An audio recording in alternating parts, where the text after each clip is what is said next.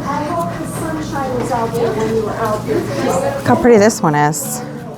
It's kind of, these magnolia leaves are so beautiful. Yeah, beachy with the shells. And you also use those Rose of Sharon pods. Aren't those so cool? Really cool. Okay, here we go. Look at that. That came out really nicely. So this is a cemetery arrangement? That's what they told me because there's no liner in the bottom. Oh, okay. See that it has these really large roots. And here is the one that I just removed from the mother plant. Today is Saturday, December 7th, and I'm actually heading over to one of my garden club members' houses, and we're going to put together some greens, just like you see here, for our second annual garden club green sale, which is taking place next Saturday on the 14th.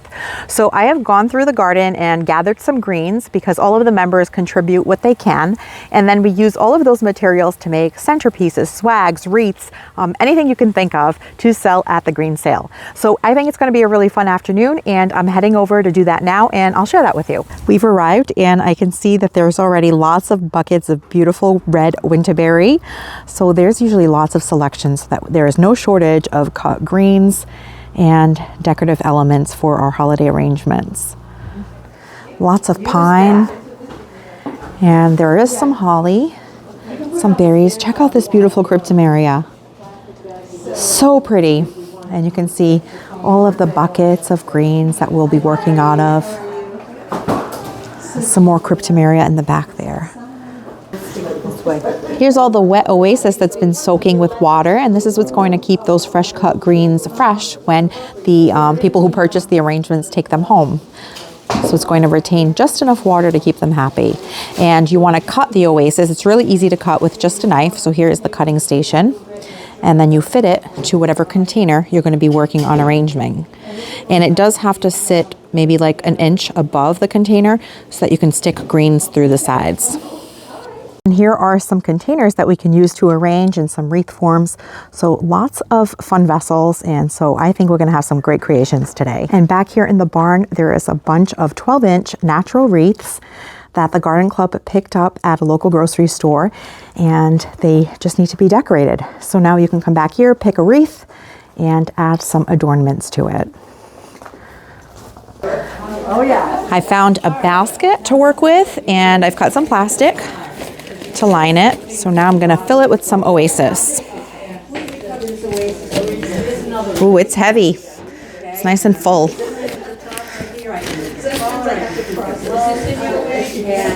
This is a big basket. It's going to take quite a bit. So this is too low for my arrangement, so I have to build it up a little bit. So I think I'm going to slice one of these in half just to lay on top.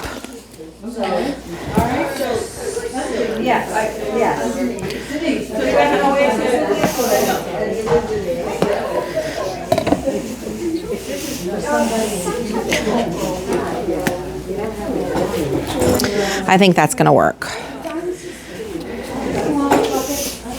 Some over here, Mom. Never saw it again. But that came that one. Look how pretty this one is. It's kind of weepy. I think that's going to look nice. All right, what's her problem? All right, I just put it on to that. Okay. And then try So, is this too much? No. So you just keep These magnolia leaves are so beautiful. Yes, that.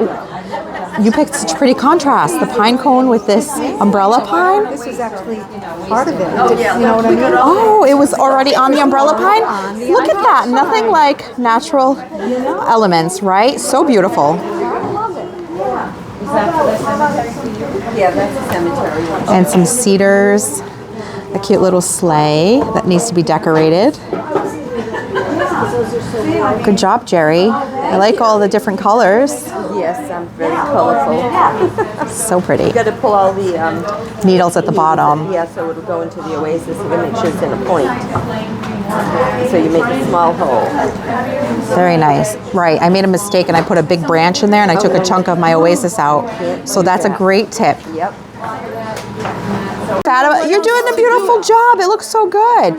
So I would use a different foliage. So maybe the magnolias that are over there, or some rhododendrons, something with a different type of leaf, something shiny. Yeah, that's what I would do.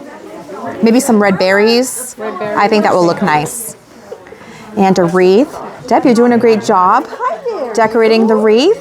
I love that. That's such a nice contrast with the yellow gold mop cypress and the pine cones. Very pretty. Glue gun. Need a glue gun? Oh man, the wire's not cutting it. No, it's working. It'll work, yeah. I just have to hide it now. We have a full table here. This one's looking really pretty too, with some ornaments and pine cones. Sleigh is also looking so pretty. She has a gold wicker sleigh there. What is this here? Is this euonymus? I think it is. I just love this beautiful magnolia foliage. It's so big and shiny, so it makes such a great contrast to a lot of the other evergreens. And this bronzy color on the back is just gorgeous. We have been working hard at our greens workshop, and there is so many beautiful arrangements and so much creativity too. Everyone's comes out different. Here's the one that I created, and it has this beautiful draping cryptomeria at the bottom, some white pine, some magnolia, some boxwood, and some blue juniper, and these really cool elements that my friend Fatima brought, which I actually met Fatima on YouTube, and she's local to my town and has joined the garden club. She is great. And look at these beautiful pieces she brought for the workshop. Some sumac and some dried Rose of Sharon pods. They add such a beautiful natural element to this arrangement. I really love the way it turned out. It's perfect for a centerpiece. So I'm really happy with it, but it did take me quite a while to do. I think the whole time I've been here, over an hour, it took me to work on this arrangement. So now I'm gonna go in and see if I can churn out another one or two. This one turned out beautiful. It's like coastal themed or like beachy with the shells. And you also use those Rose of Sharon pods. Aren't those so cool? Really cool. Okay, here we go. Look at that. Yeah, it looks so good. I actually, did I tell you I made that bow? Yeah, it's so cute. It looks so nice. Listen, I'll be honest, I made 5 or 6 bows during our bow making workshop, and that was the last one, and it came out the best one. I can't take all the credit for it. The other ladies were guiding me and helping, but it turned out beautifully. Good job. This one turned out lovely also with the junipers and the little blueberries with some pine cones. I really like the ones that have like all those natural elements. Oh, you even stuck pine in it. Very nice. That looks so beautiful. That red bow and the berries. So pretty. Around the Westport. Very nice. We have lots of vineyards in our town, so Allison made these beautiful grapevine wreaths that make a perfect frame for these. Look at that, with magnolias and some berries and some pine. I love the simplicity of it. Very pretty. Here are some of the beautiful creations that the Garden Club has been working on this afternoon. These are all of the wreaths, some really pretty ones, and these will all be available for sale next week on the 14th at the Macumber House in Westport, Mass. during our second annual holiday green sale. Some really pretty creations.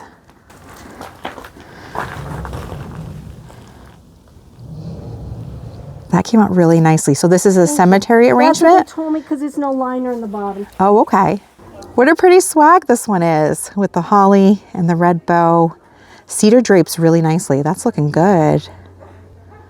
Very nice. This is a really pretty one too. That magnolia foliage really kicks things up a notch, right? These are not mine. Are those yours? Those are mine. Oh, beautiful. Let's see, does it say fireside on it? We're just trying to clean up all the little... Another really pretty natural wreath, grapevine wreath created by Allison. Very pretty. And she used the Rose of Sharon pods on this one also. Very nice. It's a really pretty bow too, the black and white. Yes. You found a home for your cluster of pine cones. Very cute. So this is going to be like a black and white silver type motif. Very nice. We put quite a dent in these greens today. We've made wreaths and swags and centerpieces and even bundles of greens that people can purchase to take home and make their own arrangements. So all in all, a really great and productive day. We had a great garden club member turnout yesterday at the Greens Workshop, and we made a lot of beautiful pieces. So I think we're in really good shape for our second annual green sale next Saturday on the 14th.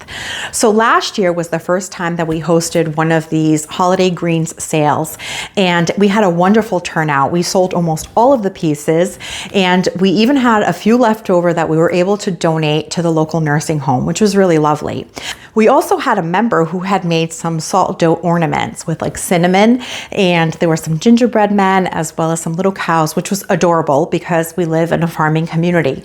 So that was another item that we had available, and they did well. And I thought that I would pot up some of my spider plant babies in these little pots that I purchased to have available for sale, and probably price them at like $5 a piece because they're just a little plant start. But I thought that was a really cute thing that I could do. And so that's what we're gonna do today. Spider plants are so prolific. I was able to get so many of these starts, and there is actually an official name for these. They're known as spiderettes, plantlets, or pups. To pot them up, I was able to find these adorable little planters that came with saucers, and they're the perfect size for things like this, potting up starts and for gifting.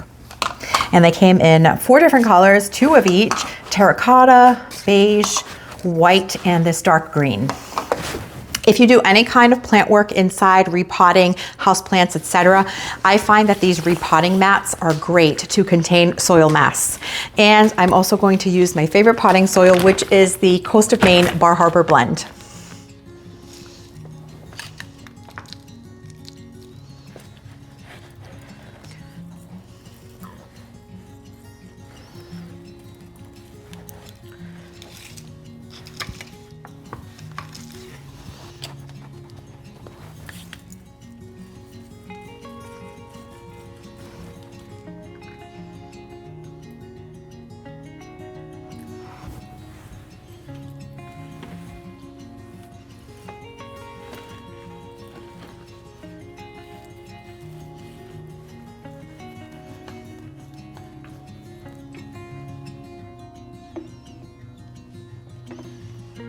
Spider baby plants also grow surprisingly well in water.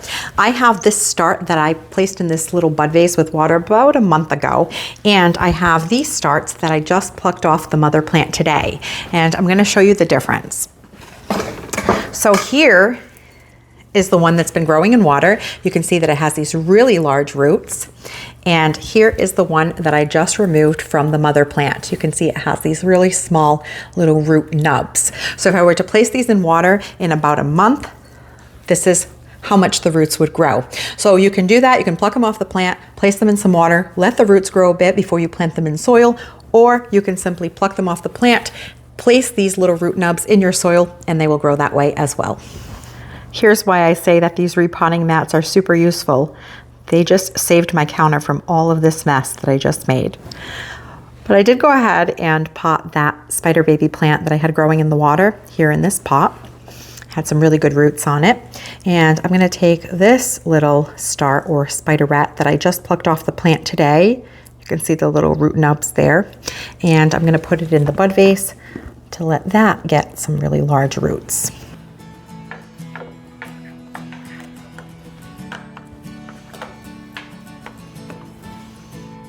These plants turned out so cute in these little pots. They're 4-inch pots, 2-inch height. I purchased them on Amazon, and they come with the saucer, and they were really inexpensive. I think for 8 of them, it was about $9.99. So if you're interested in these for gifting plants to friends and family, or even to just propagate plant starts, I'm gonna link them below in the description as well as in the pinned comment. So I just wanna thank you for spending your time with me going to the Greens Workshop. I think that we had a really fun day, and I'm so excited for this upcoming weekend, December 14th, to see how we do this year at the second annual Holiday Green Sale. If you are local to the South Coast region of Massachusetts and you're interested in attending the Green Sale, just send me an email at hookedandrooted@gmail.com, and I'll be happy to give you the location. It is from 9 a.m. to 1 p.m. this coming Saturday. So thank you so much for spending your time with me, and I will catch you in the next one.